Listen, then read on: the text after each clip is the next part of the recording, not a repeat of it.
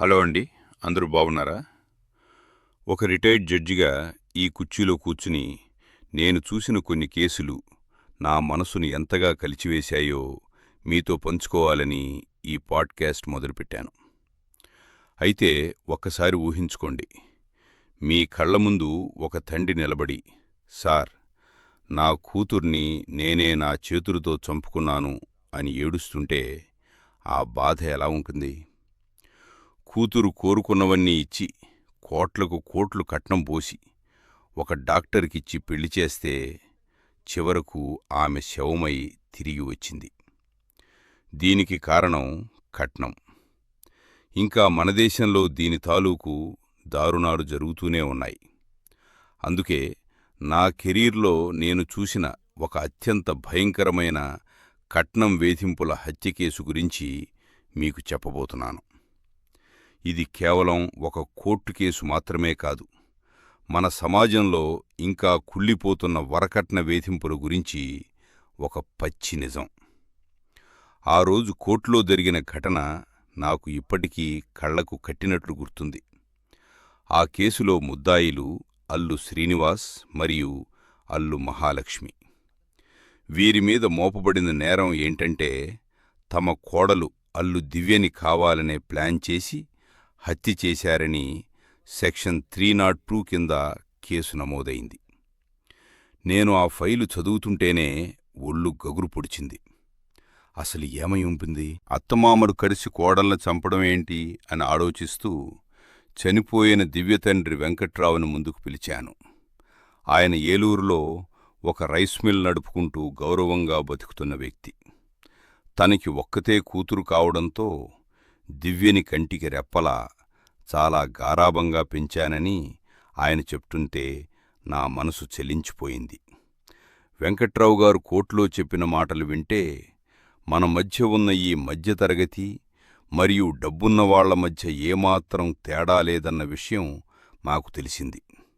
శ్రీకాంత్ అనే అబ్బాయి అపోలోలో డాక్టరని, మంచి పేరున్న ఫ్యామిలీ అని తెలిసి తన కూతురి జీవితం బాగుంటుందని ఆయన ఆ సంబంధానికి ఒప్పుకున్నారు. కాని ఆ డాక్టర్ గారి కుటుంబం పెట్టిన షరతులు చూస్తే నాకు ఆశ్చర్యమేస్తుంది. కట్నం కింద 50 లక్షల క్యాష్, 100 సవర్ల బంగారం, ఒక కారు అడిగారట.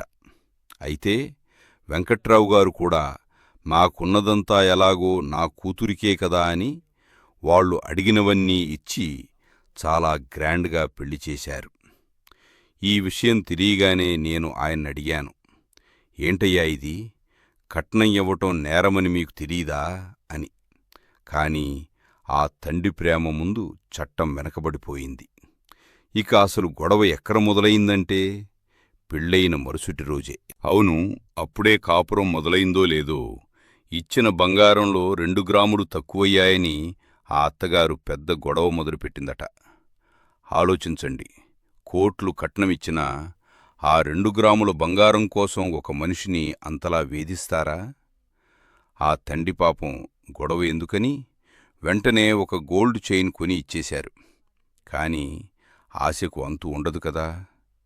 పెళ్ళైన 3 నెలలకే మళ్లీ 10 లక్షలు, ఆ తర్వాత మెల్లిగా 40 లక్షల దాకా పిండుకున్నారు. ఆ తర్వాత దివ్య గర్భవతి అని తెలిసినప్పుడు ఆ తండ్రి ఎంత సంతోషపడ్డారో. కాని డెలివరీకి పుట్టింటికి వచ్చినప్పుడు ఆమె ముఖం మీద దెబ్బలు చూసి అంతే షాకయ్యారు.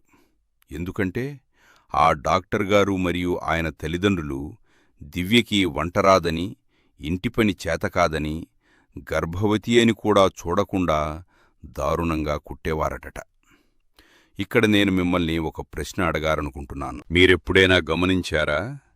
మన చుట్టూ చదువుకున్నవారు, డాక్టర్లు, సాఫ్ట్వేర్ ఇంజనీర్లు అని చెప్పుకునేవారిళ్లల్లో కూడా ఇలాంటి కట్న వేధింపులు ఎందుకు జరుగుతున్నాయి? ఒక్కసారి ఆలోచించండి. మీరే ఆ తండ్రి స్థానంలో ఉంటే, మీ కూతురు గర్భవతిగా ఉన్నప్పుడు దెబ్బలు తిని ఇంటికి వస్తే మీరేం చేస్తారో మీ ఒపీనియన్ని నాకు కామెంట్స్ తెలియచేయండి.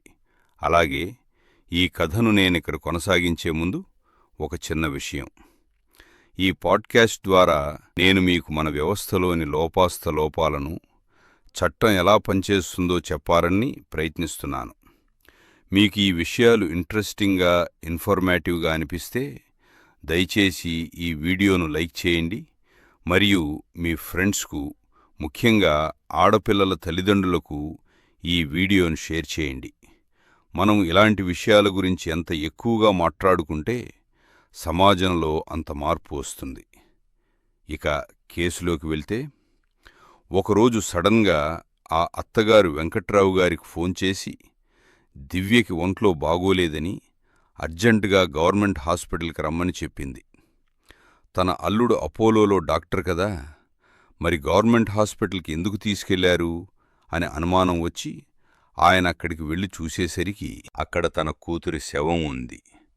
అది చూసి ఆయన తట్టుకోలేకపోయాడు.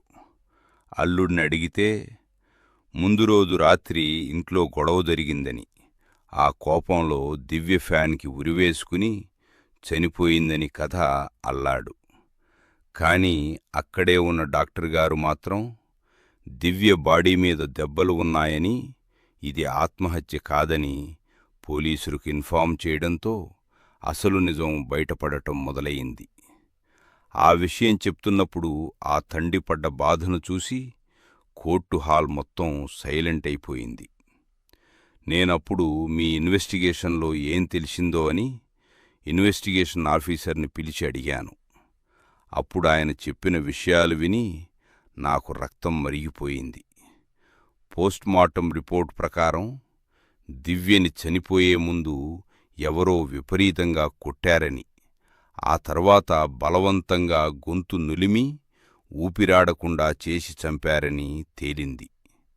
ఆ తర్వాత అత్తమామలను కస్టడీలోకి తీసుకుని విచారిస్తే మొదట ఒప్పుకోకపోయినా దివ్య గోళ్లలో మరియు ఆమె శరీరం మీద దొరికిన అత్తమామల DNA శాంపుల్స్ ఆధారంగా వాళ్లు నిజం ఒప్పుకున్నారు. అయితే అసలు వాళ్లు దివ్యని ఎందుకు చంపారో తెలుసా? తమ కొడుకుకి హాస్పిటల్లో ప్రమోషన్ వచ్చిందని, ఇప్పుడు విడాకులిప్పించి ఇంకో పెళ్లి చేస్తే ఇంకా ఎక్కువ కట్నం వస్తుందని ప్లాన్ చేసి దివ్యను చంపి ఆత్మహత్యగా చూపించేందుకు వాళ్ళు ఇలా చేశారు. ఇదంతా బయటపడినప్పుడు ఆ డాక్టర్ శ్రీకాంత్ ఏమన్నాడంటే, తను ఆ టైంలో ఒక అర్జెంట్ సర్జరీలో ఉన్నానని, తనకు ఏమీ తెలీదని చెప్పుకొచ్చాడు.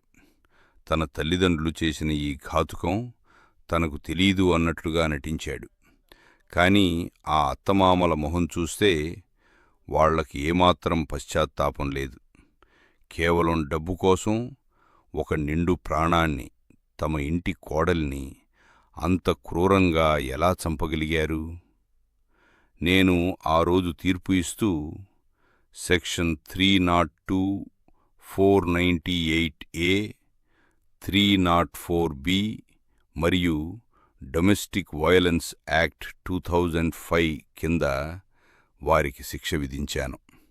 అలాగే ఈ కేసులో సాక్ష్యాలను తారుమారు చేసినందుకు కూడా వారిని దోషులుగా తేల్చాను. చివరిగా నేను చెప్పేది ఒకటే, చట్టం తన పని తాను చేస్తుంది. కాని ప్రాణాలు పోయిన తర్వాత వచ్చే తీర్పు ఆ తండ్రికి తన కూతుర్ని తిరిగి ఇవ్వలేదు. కట్నం ఇవ్వటం అనేది మీ గొప్పతనం కాదు, అది అవతలి వారి దురాశను పెంచే ఒక మత్తుమందు. చదువుకున్న డాక్టర్లు పెద్ద ఫ్యామిలీలు అని నమ్మే ముందు వారి సంస్కారం ఎలాంటిదో గమనించండి. మీ ఆడపిల్లలకు ఆత్మరక్షణ నేర్పండి. వారికి కష్టమొస్తే పుట్టిల్లు ఎప్పుడూ తోడుంటుందని భరోసా ఇవ్వండి. కట్నం అనే ఈ రక్కసిని సమాజం నుండి తరిమికొట్టే బాధ్యత మనందరిది. మరి ఈ కేసు విన్న తర్వాత మన చట్టాలు కట్న వేధింపులను అరికట్టడంలో నిజంగానే సక్సెస్ అవుతున్నాయా, లేక ఇంకా కఠినమైన చట్టాలు రావాలా అనే మీ అభిప్రాయాన్ని కామెంట్స్లో తెలియజేయండి. అలాగే ఇలాంటి మరెన్నో ఇంట్రెస్టింగ్ కేసెస్ మీరు మిస్ అవ్వకూడదు అంటే వీడియోని ఒక లైక్ చేసి ఛానల్ని సబ్స్క్రైబ్ చేసుకోండి.